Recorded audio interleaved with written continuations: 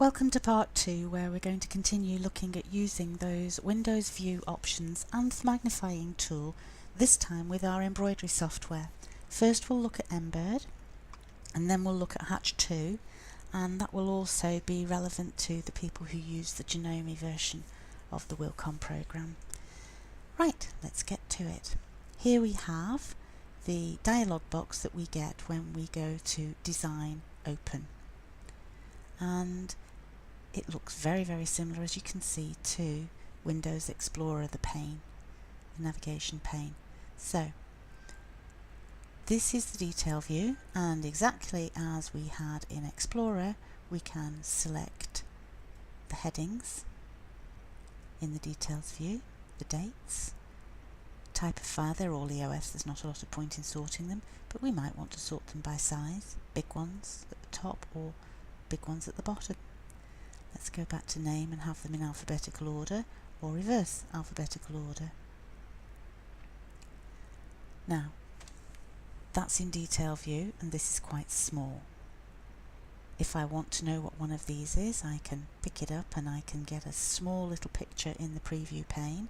Doesn't tell me a great deal. I know that header is ivy, so that, yes, that's obviously some sort of an ivy there.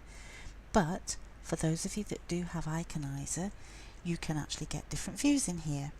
And what we do is we go to a little view tab. It's a little bit different in this dialog box, and this is the button that we're looking at. It's a drop down menu, and it's exactly the same as the one that we get in Explorer. We can look at tiles, a list, medium icons. You won't see pictures on mine because I don't have Iconizer. Large icons and extra large icons. Obviously this isn't a great deal of use to me, so I'm actually better going back to working with details. So now let's take a look at using the little micro magnifying lens on an actual exercise. So I'll select this one and we'll try exercise 1. Here we are in the preview pane, and open. For me, whenever I open Embird, it comes up at double the size, or double its actual size, and that's at 200%. If I want to take it down, I select the magnifying glass, right click and it takes it down, left click and it brings it back up. That at the moment is 100%, which is actual size. It also brings it up in normal view, and for the purposes of this exercise we're going over to vectors. At the moment you can see all the stitches, and these little black dots are all the needle points that you can see. The next thing that I'm going to do is select all of them here, and I'm going to ungroup it all because we're going to need to work with the individual bits and pieces. Just click off that, and I'm going to just go up here. The bits and pieces that we're going to work with are this and this. So for the purposes of being able to look at these a little bit more closely, I'm just going to now right click and show hide, and I'm going to hide everything except what I've got selected. It just gives me a little bit of a cleaner view. If I wanted, I could look at this, and over here there's these little teeny weeny red dots that give me an idea of where the end point is in respect of that particular object. Another way that I can look at that is I can select edit nodes. Now it doesn't matter how much I magnify this, bring it huge even, these little nodes and these points just do not get any bigger. But here is an opportunity that I can select it, and if I click the Windows and the plus sign, bring up the magnifying glass, lo and behold, I can see them, I can move them, nudge things into position quite nicely and back on. I do apologise, I'm not quite so smooth with the mouse as I am when I digitize with my pen. But I make the videos, I use the mouse because I do that downstairs, whereas if If I'm digitizing, I tend to be in my workroom where the tablet is. But it's a handy little thing to be able to do. Alright, something that you can see here is there's the jump between this point and this one here. So once again, we could quite easily just click connectors and join them up. But again, just to demonstrate that we can use our little tool if you wanted to, let's click our run line, the windows and the plus sign, bring it up, and we're wanting to be accurate, and we want to drop it right on there, which is fine. I'm then going to right click, and still I'm going to go snap to nearest node. Okay, then let's plop the other end on there. Just perhaps slide it across a little bit. Still going to go snap to nearest node. Okay, click off there, click enter, and we've inserted the travel line. Now, something to bear in mind that I've just noticed is I actually put it here as the first point and up to there, so this would become my start point of my travel line and that would be the end. But when I look at this, that's actually before this one, so in fact I should have put it on the other way around. So let's select the object, go to the edit nodes here, and here I'm going to put place the start point here and enter. Having done that, all I need to do now obviously is just get this moved from here up to its slot in between those two, and then turn it to the turquoise colour, and the travel line will take place and remove that pair of scissors there. And just quickly now, one of the other things that's quite useful to use that little lens for, and I'm going to bring it up, is to measure. So the Windows logo and the plus sign, and I'm going to go over here, pick up the measuring tool, and as you can see I can measure from here, skip one and go to the next one. If I can get the mouse under control, there we go, 0.45 millimeters. It just helps with the measuring. Something else that is quite useful. And not only do we use it for measuring the density, which was between those lines of stitches, we can also use it to measure stitch lengths. So at on one stitch, and let's come down till we find the next black dot. There we go, 3.2 millimeters long. So it's something that you might want to try. You don't have to, it's there, it's available. If you can find a use for it, some people do find it quite useful. And this time we are back in Hatch, and this must look awfully familiar. This is the design library. We have the tree view, we have the main navigation pane, and on this side we have the preview pane. This is the layout tool here that tells us navigation. We can do it details or preview, exactly as in Explorer. It's a straight lift. And at the moment we have the details view selected, so we can sort these in exactly the way we did before. Type here Embird, Janome, date modified, the width of the design or the height, big one, small, you can reverse it whichever way you like. If we want to change that view, on the ribbon toolbar we have View,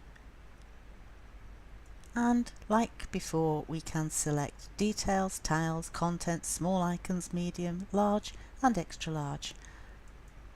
Here are the large icons. I tend to keep it in the mediums, but the same thing applies. Again, this lettering here, use your little lens if you're not able to see that clearly, or you're feeling a bit tired and you just want to have a quick look. And just one other thing as a little reminder is, of course, you've got this filter box up here whereby you can ask it to show you native file formats or all machine files. Just takes a moment. Those are the Jeff files because I have Jeff machines or Janome. All embroidery files, all artwork files. There we go, that's all the artwork.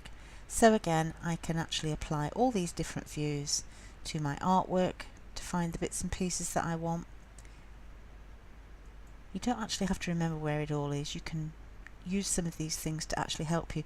The other thing also is you have a search box here, exactly as you do in File Explorer. And as we did in Embird, we'll open that same design, but we'll do it in Hatch and we'll take a look at using the little lens tool. And now we have that same exercise open, and we'll go straight to background and change that colour inside the hoop to white just to get a bigger contrast, and click OK. It's also then over here to select our objects. At the moment it's in True View and we are at 70%. We're not even at 100% here, so that's at 100%. And let's take it out of True View and into Digitizing View. You can see all these little circles and triangles.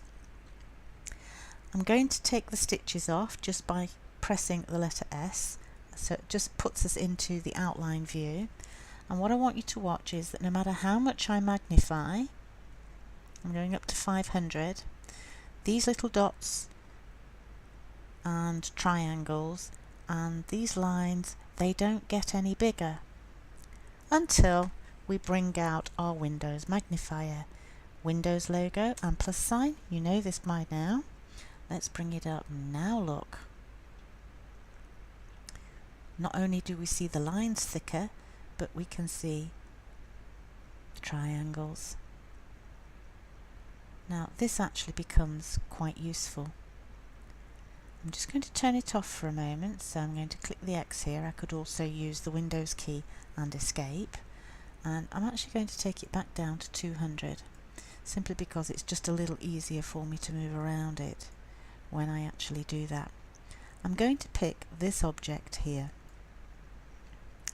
and I'm going to select reshape so that we can see the nodes. Now as you can see, we have start and end point signified by the red cross and the green diamond, and then these are the little nodes around the edges.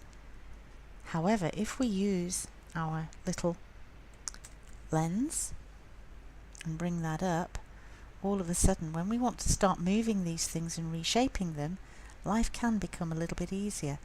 Let's move the node out of the way, or we can take the start point off, take the end point, because I want to move them. Sorry, that was here, I grabbed the wrong thing. The mouse skills are not great. I want to put it onto this side here. So I want to move the end point and the trim moved with it. Grab the green diamond and move that over here.